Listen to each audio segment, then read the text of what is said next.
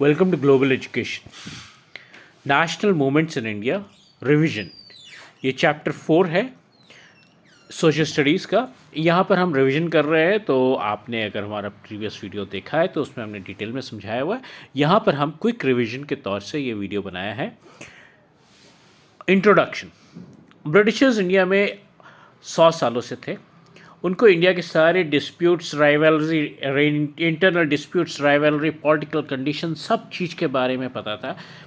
East India company जो थी, जो एक फॉर्म करी गई थी, वही ये सारे के सारे इंडिया पे रूल करती थी और वो एक्सप्लॉइट करती थी इन्हीं पॉलिटिकल डिस्टर्बेंसेस को, इन्हीं पॉलिटिकल डिस्प्यूट्स को, और यही इंडिया की कमज़ोरियाँ थी।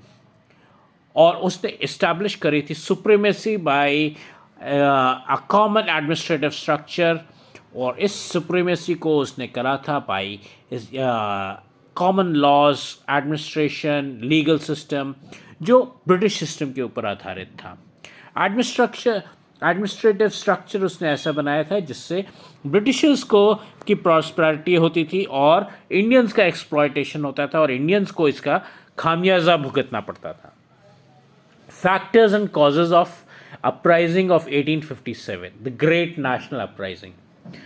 पॉलिटिकल डिस्टर्बेंसेस था, डिससेटिस्फैक्शन था, इकोनॉमिक एक्सप्लॉयटेशन था इंडियंस का, सोशल फैक्टर्स थे, रिलीजियस फैक्टर्स थे, मिलिट्री फैक्टर्स थे।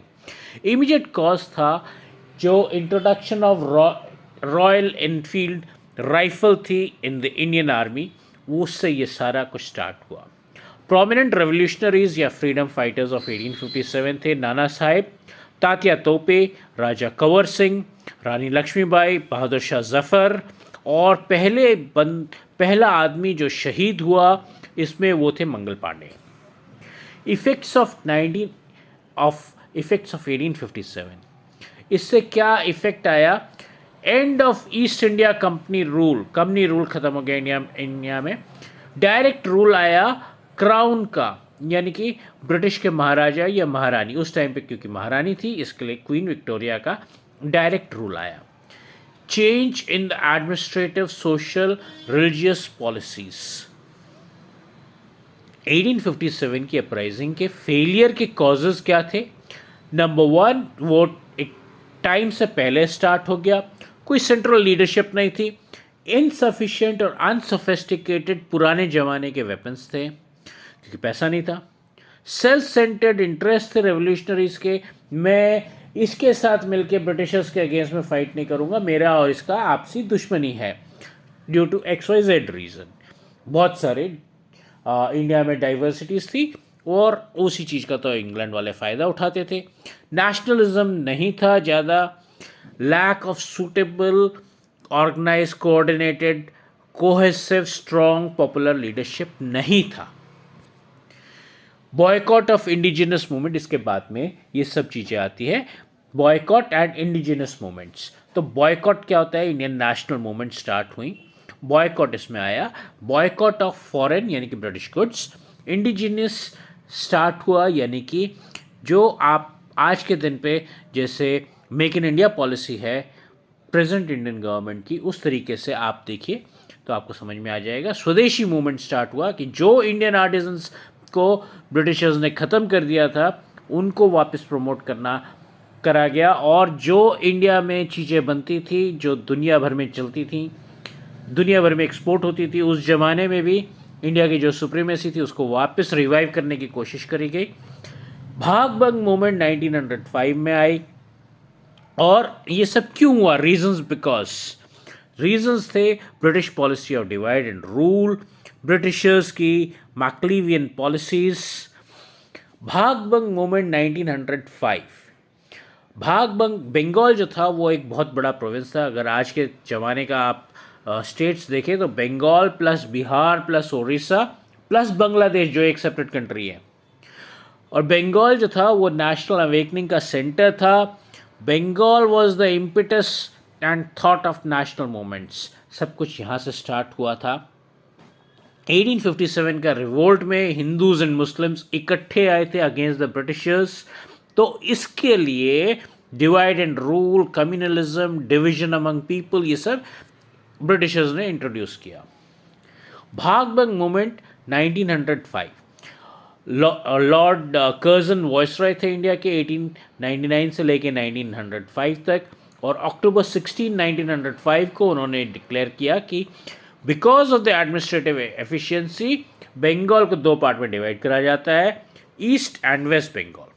इसका स्ट्रॉन्ग ऑपोजिशन हुआ अक्रॉस इंडिया, सिर्फ बंगाल में ही नहीं बल्कि across India. National mourning day ये ऑब्जर्व करा, कौन सा दिन? अक्टूबर 16, 1905।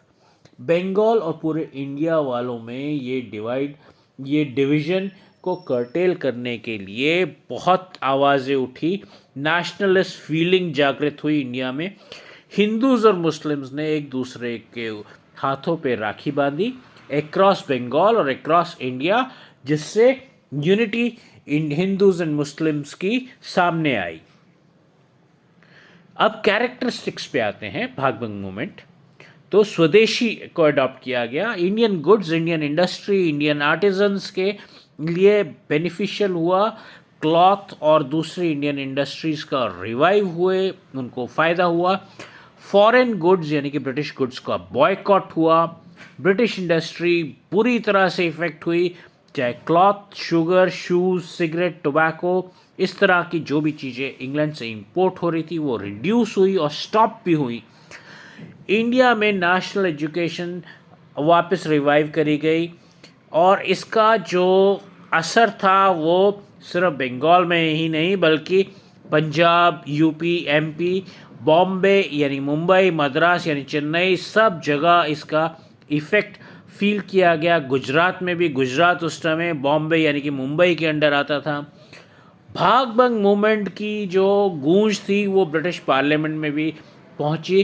क्यों? क्योंकि वहाँ पे रोज़गार ख़त्म हो गया, एम्प्लॉयमेंट ख़त्म हो गया, और उनकी इंडस्ट्री ठप हो गई, इंडस्ट्रियल कोलैप्स हो गया, और ब्रिटिश पार्लियामेंट को भी इसके बारे में सोचना पड़ा कि क्या करा जाए।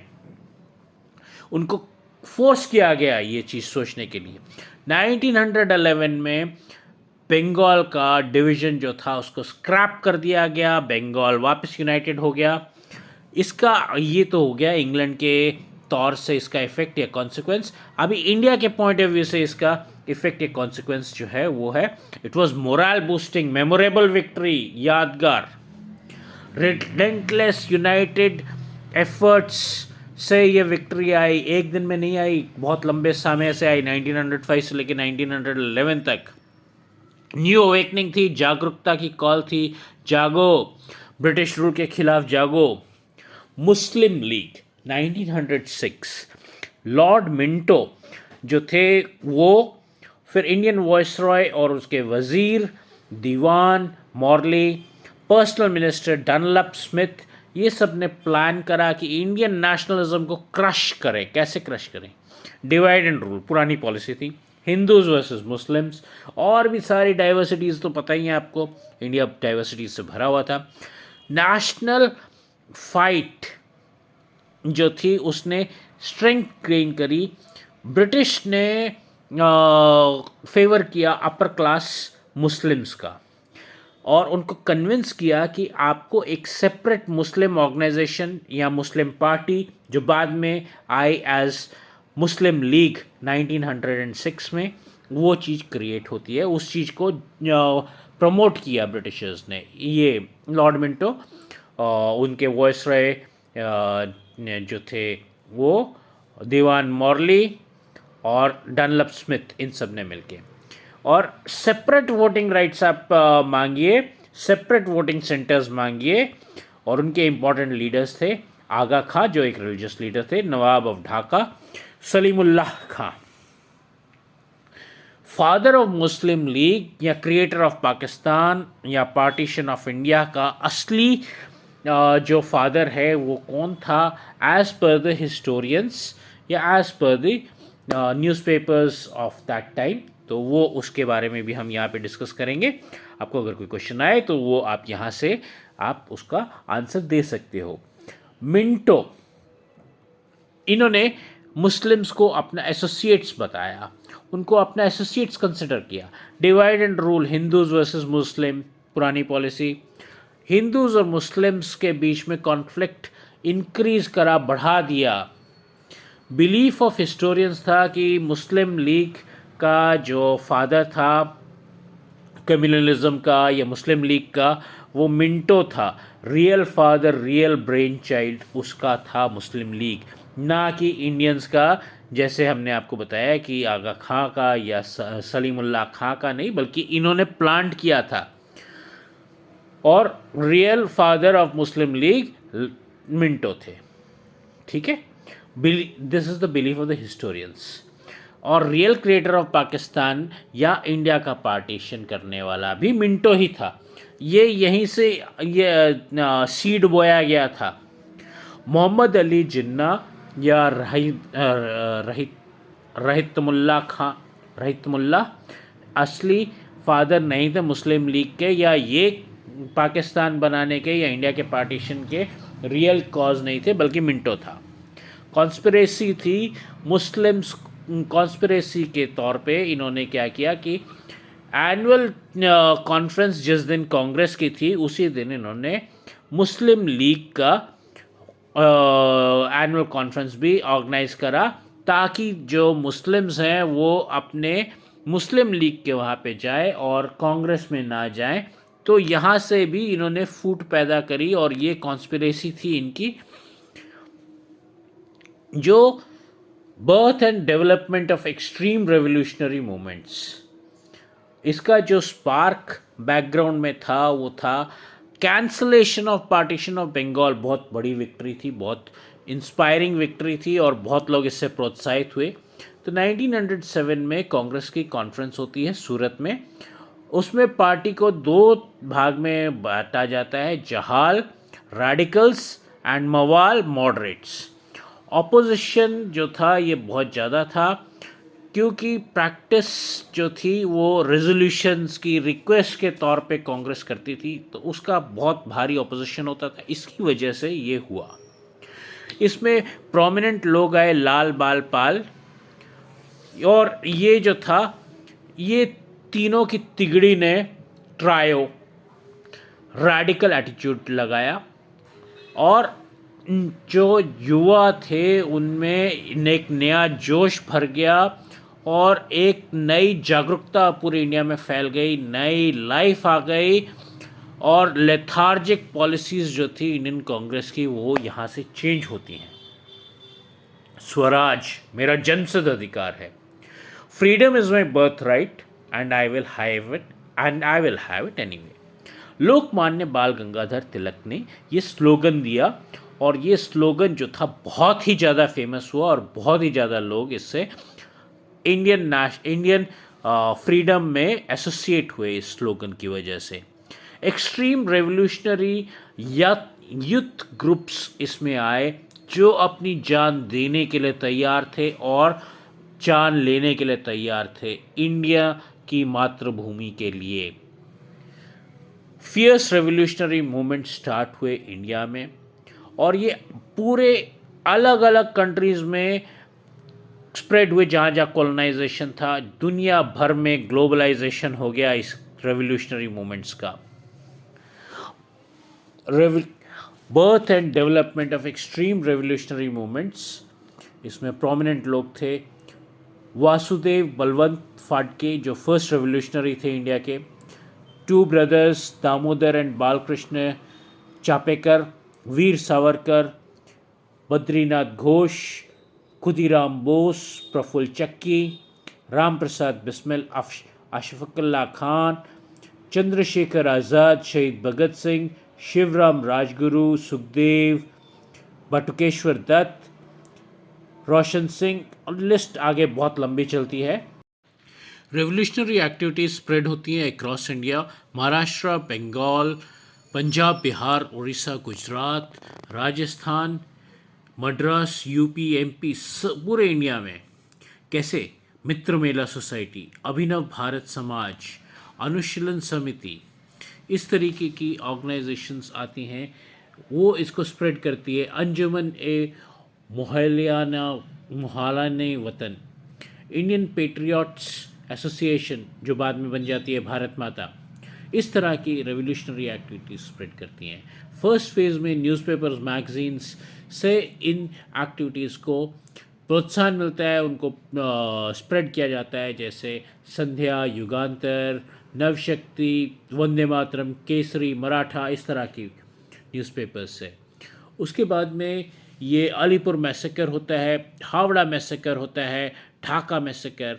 लॉर्ड हार्डिंग को बॉम्ब फेंका जाता है दिल्ली में उनके ऊपर में।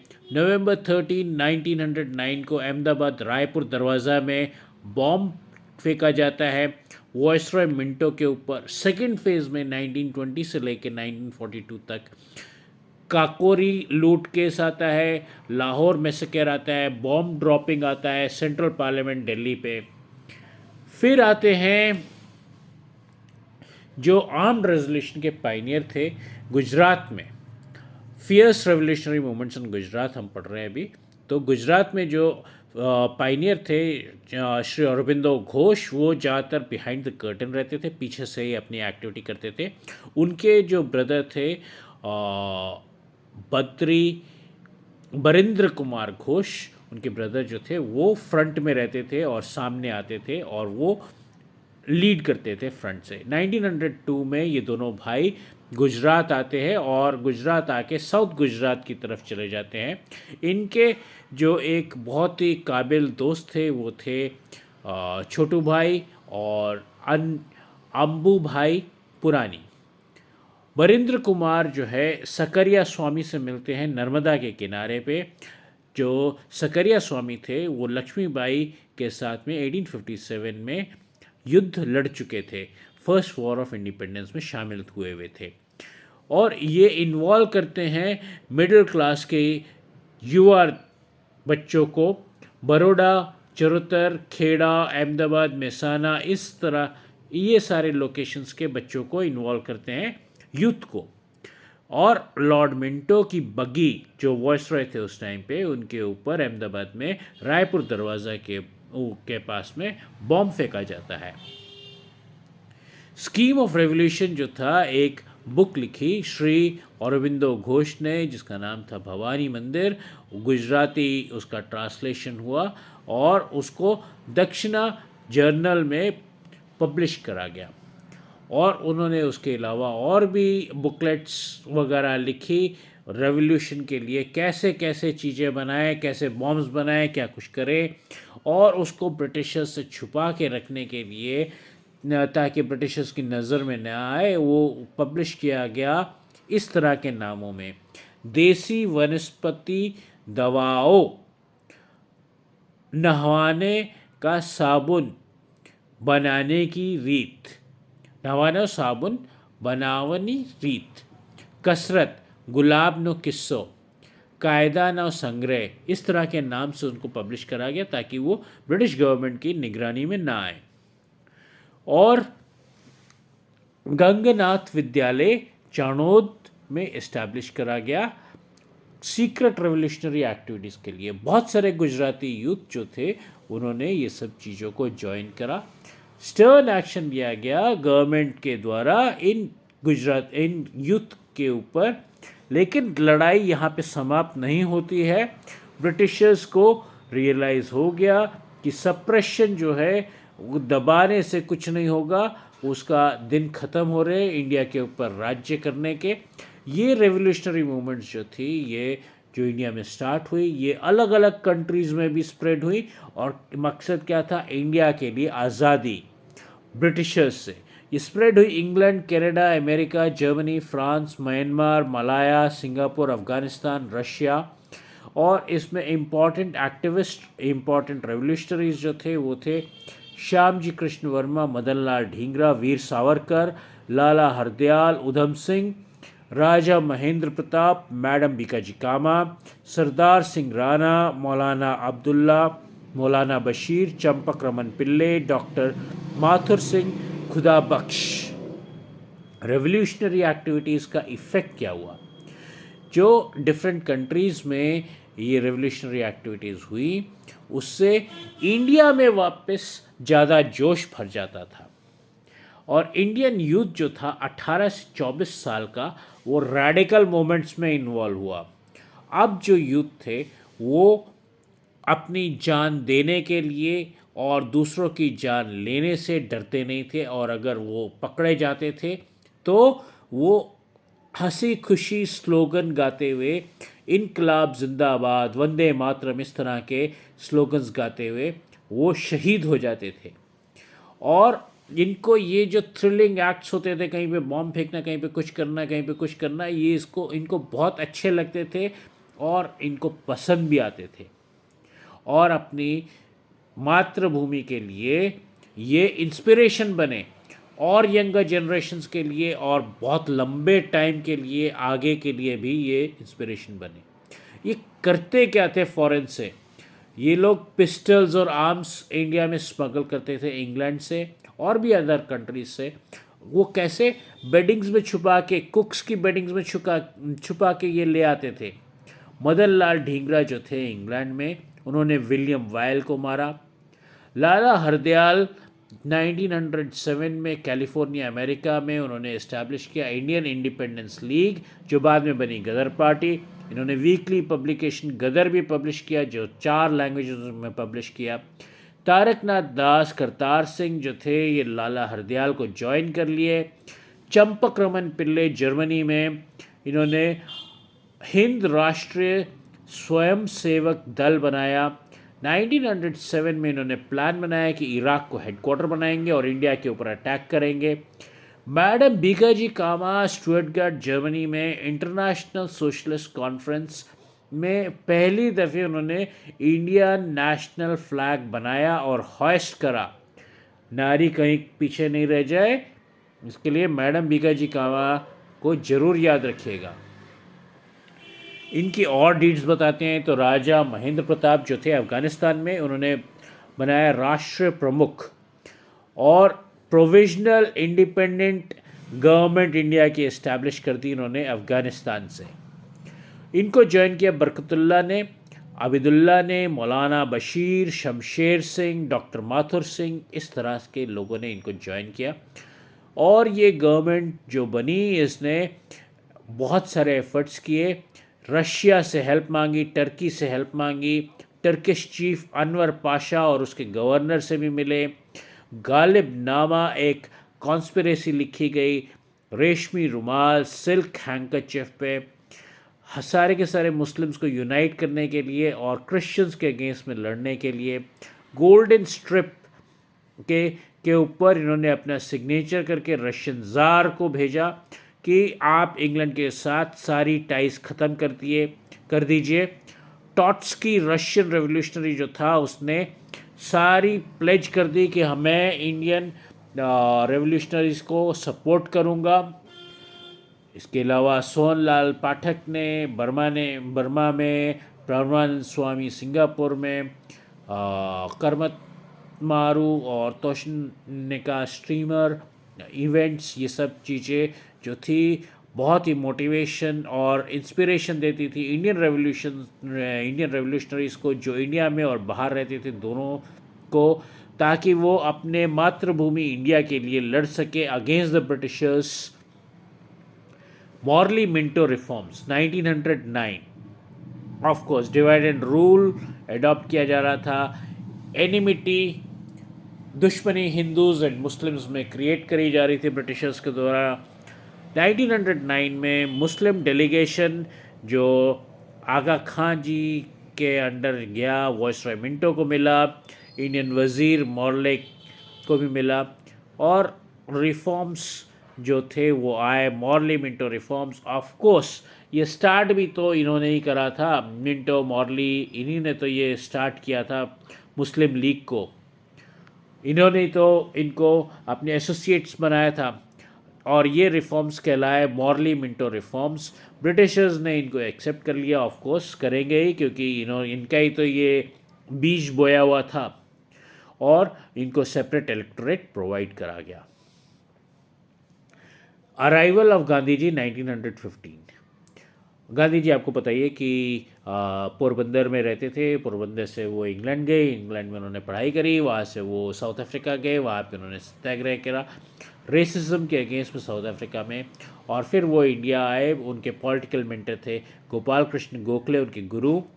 श्रीमद राजचंद्र उनके स्पिरिचुअल मेंटर और इंस्पिरेशन थे। इन्होंने जब इंडिया आए तो अक्रॉस इंडिया इन्होंने ट्रैवल किया, देखा, क्योंकि इंडिया से बहुत टाइम से दूर थे, तो इनको अभी करंट सिनेरियो जो इंडिया में चल रहा था वो चीज़ ऑब्ज़र्व करनी पड़ी, ब्रिटिशर्स कैसे। और इनका निष्कर्ष इन्होंने निकाला कि एक्सप्लॉयटेशन बाय ब्रिटिशर्स जो है वो रूट कॉज है इंडिया की में गरीबी का। और उन्होंने प्लान बनाया कि कैसे ब्रिटिश रूल को हटाया जाए इंडिया से। और राउलेट एक्ट आता है 1919 में under the chairmanship of Rowlatt, जो मिनिस्टर ऑफ लॉ थे, उनकी चेयरमैनशिप में ये आता है। पर्पस था इसका रेवोल्यूशन को और नेशनलिस्ट को सप्रेस कर देने का, दबा देने का। किसी को भी अंडर सस्पिशन अरेस्ट कर लो, जेल कर दो, कोई कोर्ट केस नहीं होएगा, कुछ नहीं होएगा, कोई सुनवाई नहीं होगी। राउलेट एक्ट जो था एक काला ब्लैक एक्ट था, गांधी जी ने कहा, जो snatching away of argument and appeal and advocacy. Motilal Nehru ji ने कहा suppress individual freedom and freedom of speech. ये करता था राउलेट एक्ट। अलग अलग लोगों की राय क्या थी वो मैंने आपको बताया। ब्रिटिश गेन इमेंस पावर और सारी ऑपोजिशन का काम तमाम कर दिया उन्होंने, कुछ ऑपोजिशन नहीं रहने दिया। लीडर और आदमियों किसी को भी पकड़ के उसको जेल में डाल दो। और उनकी लीडर्स और पीपल की मीटिंग्स बुलाई गई, रैलीज हुई, शोज़ हुए, स्ट्राइक्स हुए। गांधी जी का भी अरेस्ट हुआ दिल्ली में। सत्यपाल, डॉक्टर सत्यपाल और डॉक्टर किचलू पंजाब में अरेस्ट हो गए। एजिटेशन बहुत ही ज़्यादा बढ़ता गया। गवर्नमेंट ने बहुत कोशिश करी इसको दबाने के लिए, इसको सप्रेस करने के लिए। अब हम आते हैं जलियांवाला बाग। यहाँ पे डेट्स भी थोड़ा याद रखिएगा। मार्च 30, 1919 को बैसाखी के दिन फेस्टिवल होता है पंजाब में। अमृतसर पंजाब की घटना है ये। वहाँ पे डॉक्टर, जो प्रिसीडिंग चीज़ आपको अभी अभी बताया है कि डॉक्टर सत्यपाल और डॉक्टर किचलू जो अमृतसर के और पंजाब के बहुत इंपॉर्टेंट लीडर्स थे, उनको अरेस्ट कर लिया जाता है। वो राउलेट एक्ट के अगेंस्ट में प्रोटेस्ट कर रहे थे। पीसफुल गैदरिंग हो रही थी। इसके लिए जलियांवाला बाग में इन दोनों के अरेस्ट के लिए बैसाखी फेस्टिवल वाले दिन मार्च 13, 1919 को वहाँ पे जनरल ओडोनेल डायर आ जाते हैं अपने पूरे ट्रूप्स को लेके, अपनी पूरी मिलिट्री को लेके, और बिना वार्निंग दिए वो गोलियां चला देते हैं मशीन गन से निहत्थे इनोसेंट पीपल के ऊपर। और जलियांवाला बाग को अगर हम डिस्क्राइब करें तो चारों तरफ से ऊंची ऊंची दीवारें हैं और एक जो कुआं है जो कभी यूज़ नहीं होता था, अब यूज़ नहीं होता था, और एक पतला सा रास्ता, वही अंदर आने का रास्ता और वही बाहर जाने का रास्ता। गवर्नमेंट रिपोर्ट के अनुसार में 379 लोग मारे गए और 1200 इंजर हुए। कांग्रेस कमेटी के रिपोर्ट के अनुसार 100 से ज़्यादा लोग मारे गए। तो डेफिनेटली बहुत ज़्यादा, 1000 से ज़्यादा लोग मारे गए, तो डेफिनेटली 1000 से तो कहीं बहुत ज़्यादा लोग मारे गए होंगे। जलियांवाला बाग के जो हंटर कमीशन ब्रिटिश गवर्नमेंट ने बैठाया इसको इन्वेस्टिगेट करने के लिए, उसने कहा कि उसने माफ़ कर दिया जनरल डायर को कि ये इनोसेंट मिस्टेक है और अनजाने में हो गई।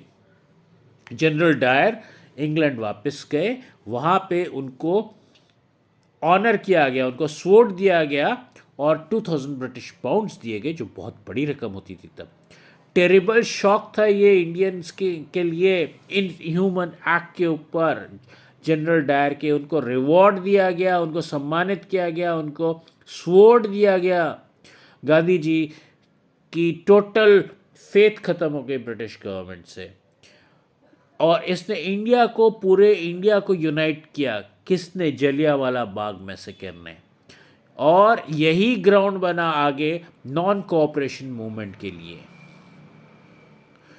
अभी हम आते हैं खिलाफत मूवमेंट। वर्ल्ड वॉर वन में टर्की जो था जर्मनी की तरफ आया और इंग्लैंड ने वॉर जीत ली, इंग्लैंड वाली साइड ने वॉर जीत ली।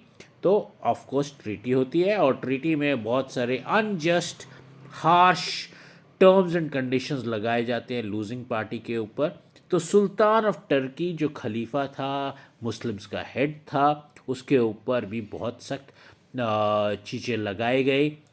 तो इंडिया में दो भाई मौलाना शौकत अली और मौलाना मोहम्मद अली, अली ब्रदर्स जिनको कहते हैं, इन्होंने खिलाफत मूवमेंट स्टार्ट करी।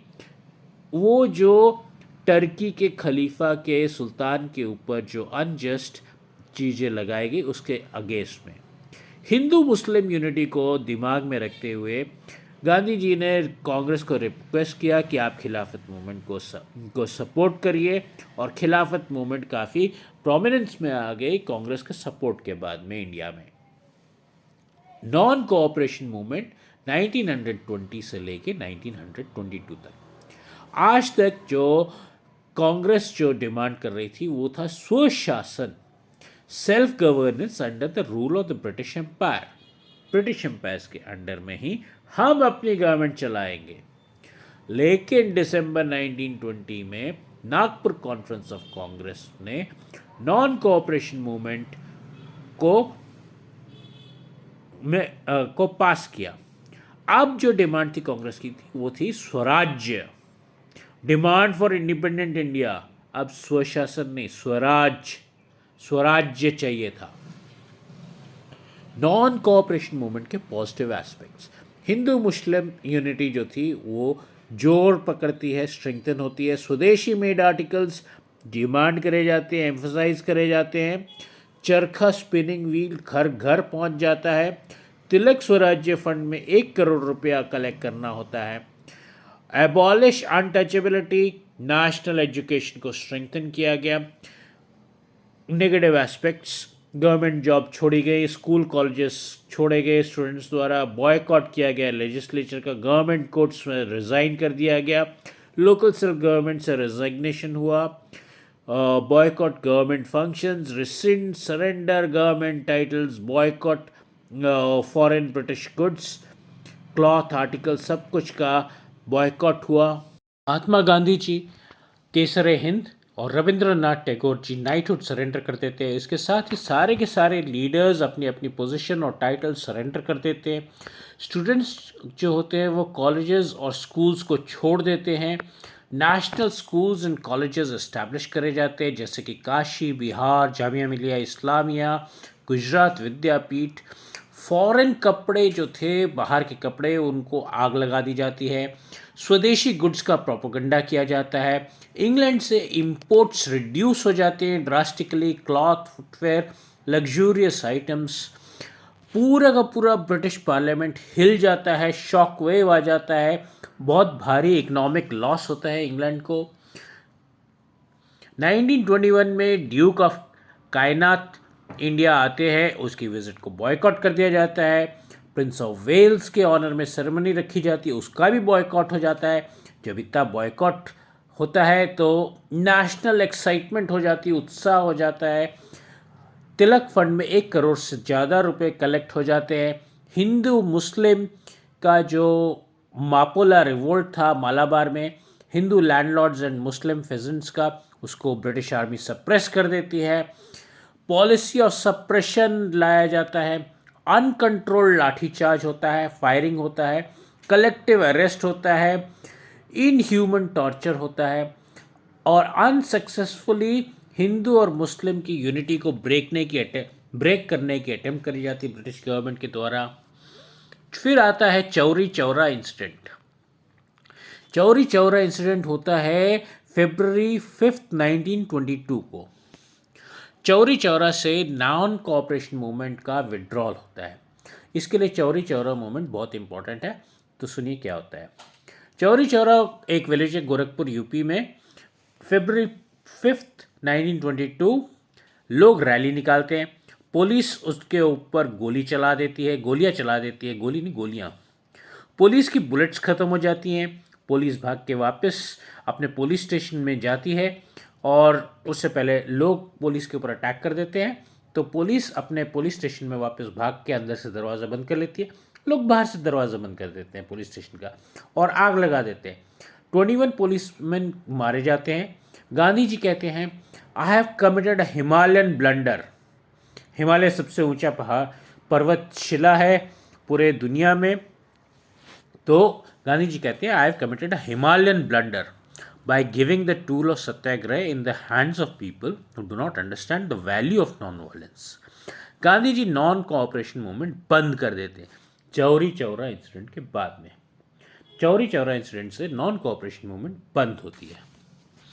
नॉन कोऑपरेशन मूवमेंट की इंपॉर्टेंस और उसके इफेक्ट क्या है, वो अपना डिजायर्ड ऑब्जेक्टिव नहीं अचीव कर पाती, बट ऑब्वियस है क्योंकि वो टाइम से पहले बंद कर दिया गया ऑब्जेक्टिव अचीव करने से पहले, because of Chauri Chaura incident.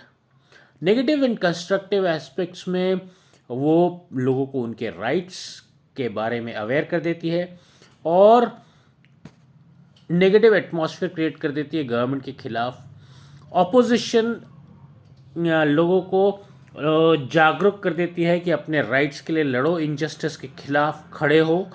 Political awareness जागरूक करती है इंडिया के सारे टाइप के लोगों में, अमीर गरीब ऊंचा नीचा हर क्लास के लोगों में पॉलिटिकल अवेयरनेस क्रिएट करती है।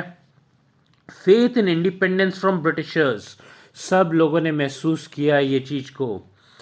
लाठीचार्ज, पनिशमेंट, इम्प्रिजनमेंट, ये सब का खौफ लोगों के दिल से निकाल देती है। यूथ जो जवान है वो और औरतें भी सामने आई अपने मातृभूमि अपने कंट्री के लिए लड़ने के लिए। कांग्रेस जो है वो इवॉल्व करके आई, सबसे बड़ी पार्टी, और सारे लोगों को उसने ऑर्गेनाइज करा। नेशनल स्कूल्स की इम्पोर्टेंस बढ़ी, हिंदी की इम्पोर्टेंस इंग्लिश से ऊपर आ गई। सारी की सारी मूवमेंट्स जो थी वो रिस्ट्रिक्टेड थी सिटीज़ और टाउन्स पे अभी तक, इंटेलेक्चुअल्स जो थे उन तक, लेकिन अब जो है नॉन कोऑपरेशन मूवमेंट वो गांव गांव हर टाइप के लोगों में फैली। अब आती है स्वराज्य पार्टी।